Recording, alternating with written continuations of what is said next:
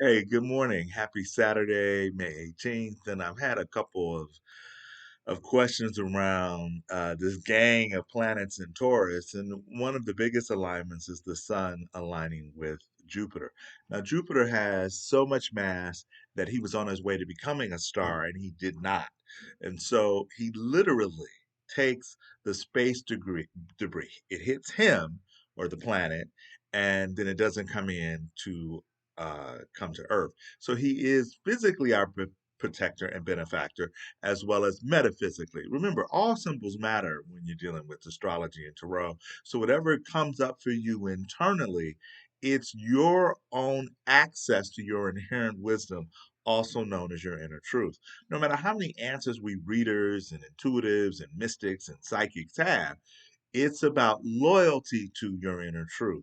And that requires contemplation, it requires deep breathing, it requires our raw material. But the point is that we're right at the tail end of this morning star in Leo, which began on August 13th.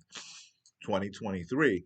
And then on June 4th, we switched to an evening lover side of energy into Gemini, and that goes into March of 2025.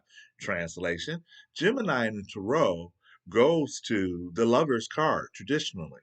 So heart overhead, even though our minds and are above our hearts. So Gemini requires a little bit of a downward facing dog or an inverted pose or just an awareness of the heart leading. Doesn't mean we don't think, doesn't mean we don't process information from this Gemini evening star. It just means that if it's 50, if it's close to equal, resist the temptation to lean into the ego, which separates based on fear and based on the illusion and the vanity that we're separate, and go into the heart where true, authentic intelligence resides. So today, with the sun aligning with Jupiter, it's an excellent day to imagine the possibilities of how you want to broadcast and communicate your larger inclusive truths. Because after all, Jupiter says, the more the merrier.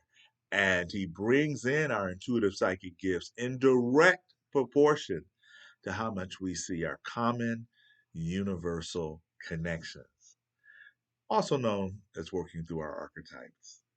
Thank you. Have a happy Saturday. And Jupiter does move into Gemini next week on the 25th, 24th, 25th. And so we can talk more about that.